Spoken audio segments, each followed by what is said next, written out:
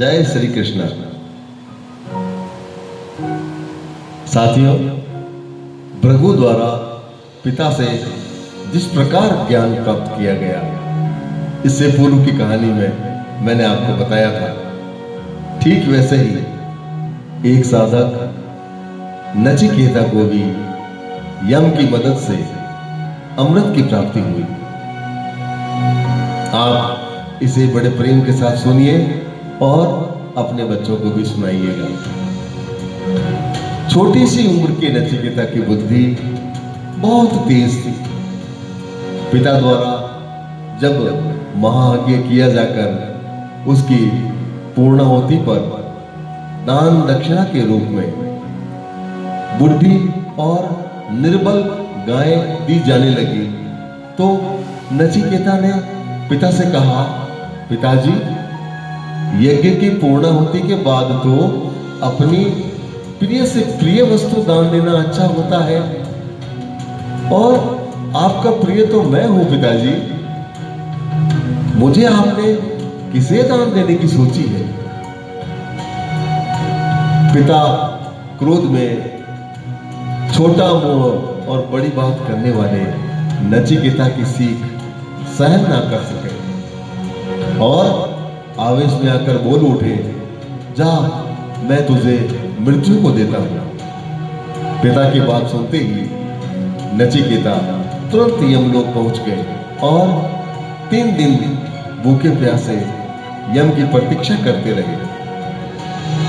और जब यमदेव आए तो छोटे से बालक को देखकर बड़े दुखी हुए कि 3 दिन से ये बालक अन्न और जल को त्याग कर मेरी प्रतीक्षा कर रहा है। उन्होंने बालक को अतिथि देव मानकर साक्षात सत्कार करने की भावना से कहा, हे पवित्र बालक, तू मुझसे 3 वरदान मांग ले। संस्कारी और विवेकी होने और दूसरों के अपराध क्षमा कर देने वाले गुणों से ओतप्रोत नचिकेता के गुणों को देख देख कर यमदेव का मन प्रेम और सम्मान के भाव से झुक गया था।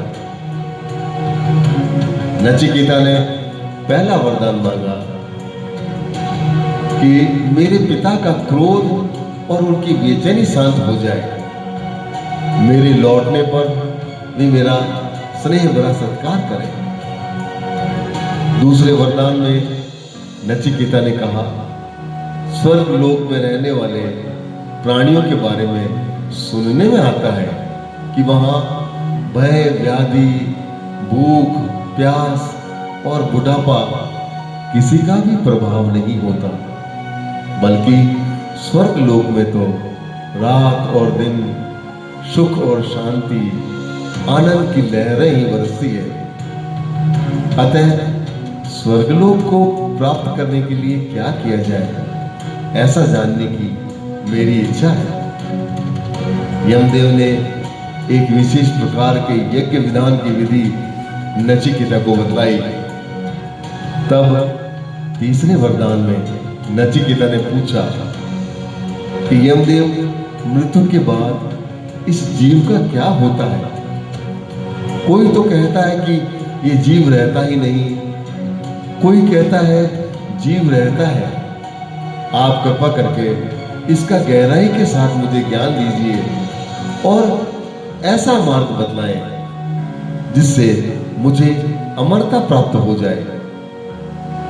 नचिकेता के ऐसे महत्वपूर्ण प्रश्न से यमदेव को बड़ा आश्चर्य हुआ, क्योंकि ये प्रश्न तो सीधे सीधे उनके काम धंधे पर ही प्रहार था। अमरता का रहस्य बताने पर तो सारे लोग अमर बन जाएंगे, और उस रहस्य को तत्काल बताने की यमदेव की इच्छा भी नहीं थी। वे नचिकेता को डिगाने का प्रयास करने लगे ताकि वो छोटा बालक उस आग्रह को टाल दे। यमदेव ने कहा, नचिकेता, ये गूढ़ विषय है जिसे मेरे अलावा दूसरा कोई नहीं जानता। और अभी तुम्हारी उम्र भी कम है, कोई दूसरा वरदान मांग लो। नचिकेता बोले, महाराज यमदेव, आपने बताया कि देवता भी इस विषय को जानने की इच्छा रखते हैं, तो इसका ये मतलब तो बहुत ही महत्वपूर्ण है। और आप जैसे श्रेष्ठ ज्ञाता हो और मेरे जैसा आतुर जिज्ञासु हो, तो ऐसा सुंदर संयोग है। आप बहलाने के बजाय कृपा करके मेरी मांग पूरी कर दें। नचिकेता की जिज्ञासा से यमदेव बड़े ही प्रसन्न हुए और उसकी योग्यता की परख करने या मार्ग से डिगाने की इच्छा से उसे बड़े बड़े प्रलोभन देने लगे। जैसे, नचिकेता, मैं तुम्हें विशाल साम्राज्य देकर इस धरती का सम्राट बनाकर दीर्घायु बना दूंगा और दुर्लभ सुंदर रथ परियां तुम्हारी सेवा में समर्पित कर दूंगा। यमराज नचिकेता को ऐसे ऐसे प्रलोभन देने लगे जिससे कोई भी साधारण व्यक्ति विचलित होकर उस मार्ग को छोड़ दे। जैसे कि इन सुविधाओं का लाभ लो और उस रहस्य के ज्ञान को त्याग दो। आप ध्यान दीजिएगा, नचिकेता के तत्व ज्ञान भावपूर्ण दिए गए सुंदर जवाब याद रखने योग्य हैं और जो हृदय पर जीवन भर अमिट रहने वाला गहरा असर डालते हैं।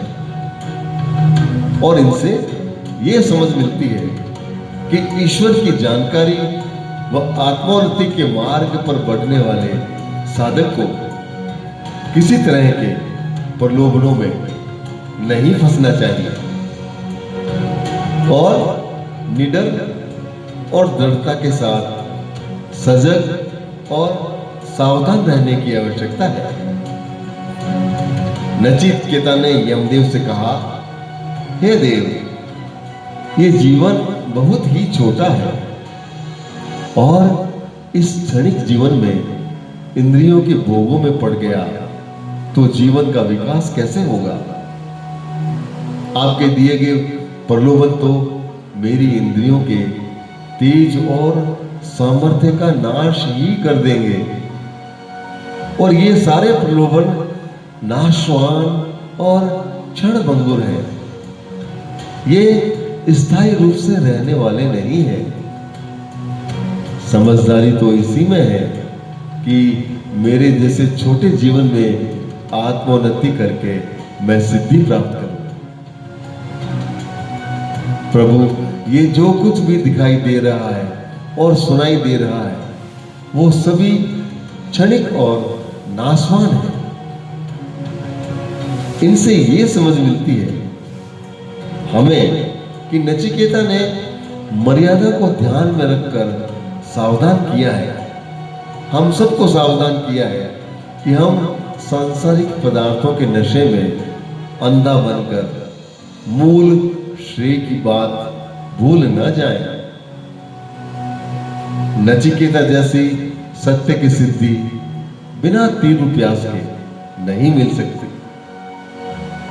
उसने कहा, संपत्ति से सांसारिक सुख तो प्राप्त हो जाएगा, पर जन्म मृत्यु के रहस्य का हल मुझे इनसे नहीं मिल सकता और दीर्घ जीवन के वरदान के लिए मेरा आपसे निवेदन है कि इस संसार में मैं ये श्वास भी तो आपकी ही इच्छा से ले रहा हूं। इसलिए हे देव, आप अजर अमर हैं, हर तरह से मंगल करने वाले हैं। आप कृपा करके मेरे संशय के निवारण कर उपदेश प्रदान करें।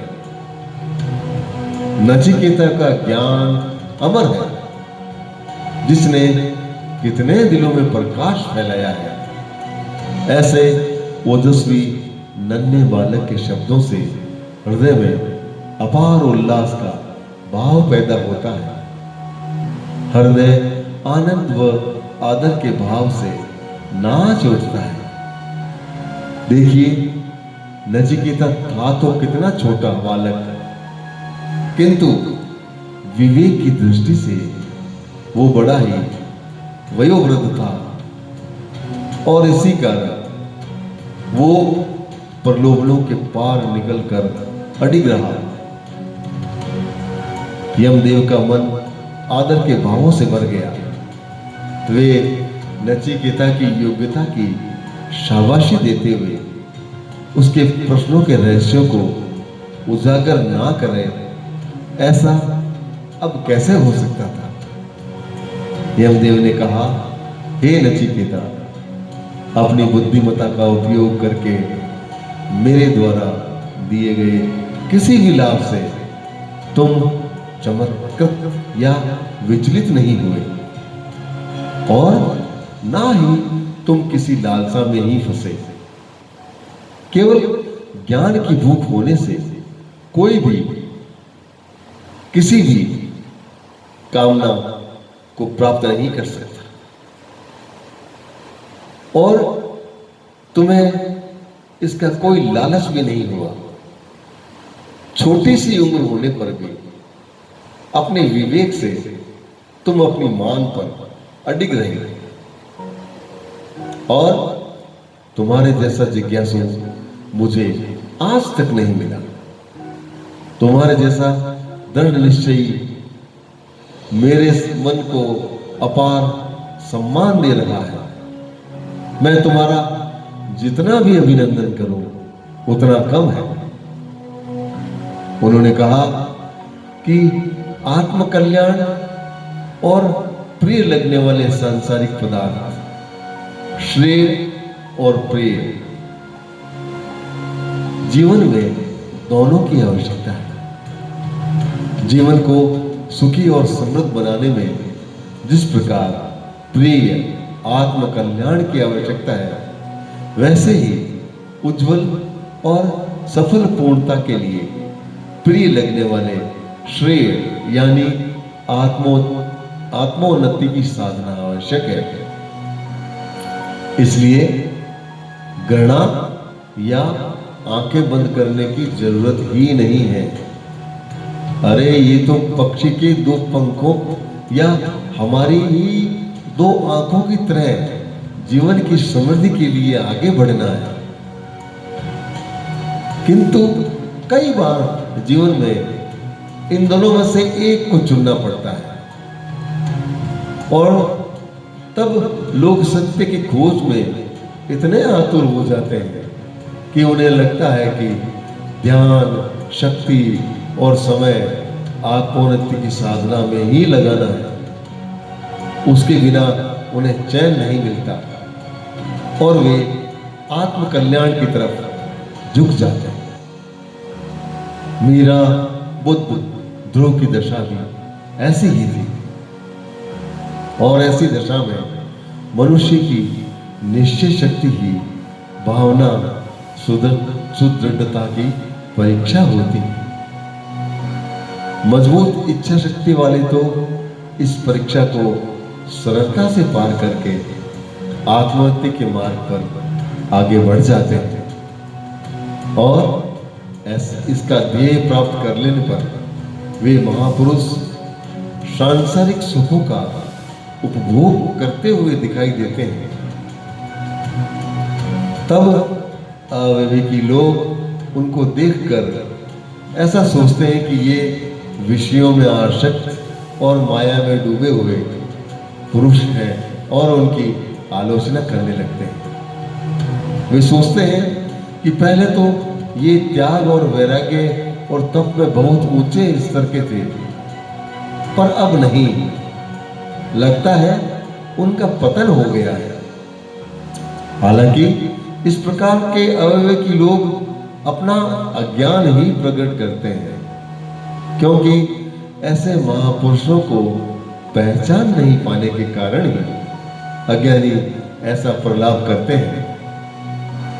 हालांकि कई साधक तो कठोर तपस्या करने के बाद फिर से सुख सुविधाओं और विलासिताओं में आसक्त हो जाते हैं, किंतु सबको एक तराजू में तोलने की आवश्यकता नहीं है, क्योंकि कई महापुरुष साधना प्राप्त करने के बाद सुख सुविधा के पदार्थ को स्वीकार कर अपने बाहरी जीवन में बदलाव लाते हैं, किंतु इसका कारण उनकी भोग प्रियता ना होकर परिस्थिति और जागृति की गहरी समझ ही होता है। वे सुख सुविधाओं, सांसारिक साधनों का तिरस्कार या अनादर नहीं करके किसी भी परिस्थिति में बाहरी जीवन या रंग रूप में भटक कर होश नहीं गंवाते। वे कभी भी अपना मार्ग नहीं छोड़ते। नचिकेता का सम्मान करके यमदेव ने कहा, आत्मा अमर है, शरीर भी उसकी उपस्थिति से ही काम करता है। मृत्यु होने के बाद कुछ भी नहीं, ये धारणा गलत है। जीवन पूरा होने के बाद भी दूसरा जीवन शेष रहता है, और ऐसा मानने वाले ही ज्ञानी है। अधिकांश लोगों को तो आत्मा की कल्पना भी नहीं होती। कोई जानकारी हासिल करना चाहे तो भी उसे प्रत्यक्ष रूप में जानना, पहचानना बहुत ही कठिन है। केवल तर्क या बुद्धि से आत्मा की प्राप्ति कभी नहीं हो सकती। अनुभव से ही व्यक्ति को उसके बारे में थोड़ी बहुत जानकारी मिल सकती है। यमदेव ने कहा, नचिकेता, तुम्हारे जैसे स्वर्ग व भोगों की इच्छाओं के त्यागी, दृढ़ निश्चय वाले जिज्ञासु पाकर मुझे अत्यंत खुशी हुई है। इसलिए सुनो, आत्मा बहुत ही गूढ़ है, जो हृदय की गुफा में रहती है। योग साधना से आत्मा का अनुभव किया जा सकता है।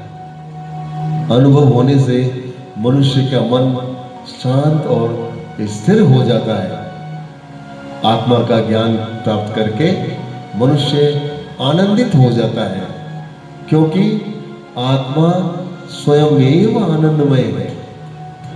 इसलिए नचिकेता, तुम्हारे लिए आत्मा का महान मंगल मंदिर खुल गया है। तुम उसमें प्रवेश करने और उसमें विराजे आत्मदेव के दर्शन करने हेतु नितांत योग्य हो। प्यासे यात्री को पानी, भूखे को भोजन मिलने पर मिलने वाले आनंद के जैसा अपार आनंद नचिकेता को यमदेव के इन वचनों से मिला।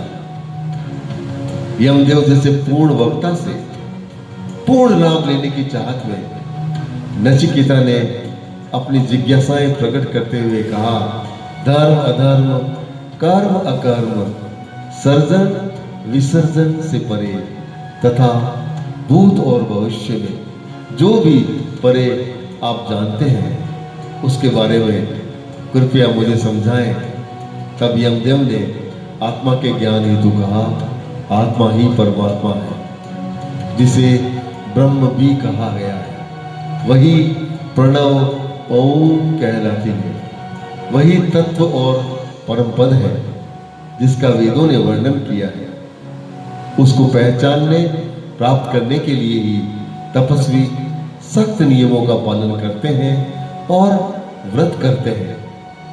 आत्मा अविनाशी है, जिसे जानने के बाद मनुष्य जिन जिन वस्तुओं की इच्छा करता है, वे उसे सहज में ही मिल जाती है। आत्मा को जानने वालों का जीवन धन्य और उज्जवल हो जाता है, और जो उसे जानने के प्रयास करते हैं, वे ही संसार में महान बनते हैं। वे जहां भी जाएं, जहां भी रहे, अपनी प्रतिभा से पूजे जाते हैं। आत्मा का ना तो कभी जन्म होता है, ना कभी मरती है। वो तो जन्म रहित, नित्य सनातन और पुरातन है। शरीर का नाश हो जाने पर भी आत्मा का कभी नाश नहीं होता। आत्मा हृदय रूपी गुफा में विराजमान है, और जिसका दर्शन हर एक को नहीं होता। जिसका मन निर्मल हो, कामना शोक से रहित हो, उसे ही आत्मा का अनुभव हो सकता है। आत्मा को पाकर मनुष्य शोक और मोह से मुक्ति प्राप्त कर लेता है। यमदेव ने आत्मा की पहचान हेतु कहा, वेद पढ़कर प्रवीण होने से आत्मा की प्राप्ति नहीं हो सकती। शास्त्रों का गहन अध्ययन भी उसके लिए जरूरी नहीं है। अर्थात जो निरक्षर है, वेद का एक अक्षर भी नहीं जानता, फिर भी यदि वो परमात्मा को पहचानने का व्रत ले ले, आत्मा के अनुभव का दृढ़ संकल्प कर ले और उसे प्राप्त करने की इच्छा करके उसके लिए पुरुषार्थ करे, तो कोई भी व्यक्ति बिना शास्त्र ज्ञान के भी आत्मा को पहचान सकता है। शास्त्रों व संतों का सार भी यही है कि अपने हृदय को निर्मल करें, सदाचारी सद्गुणी बने, और जिसने उस सार को समझ लिया उसे ही सफलता मिलती है। किंतु जब तक इनमें रुचि नहीं होगी, नियमित साधना से प्रीति नहीं होगी, सत्य व निष्ठा नहीं होगी, तब तक आत्मा का अनुभव असंभव है। जय श्री कृष्ण।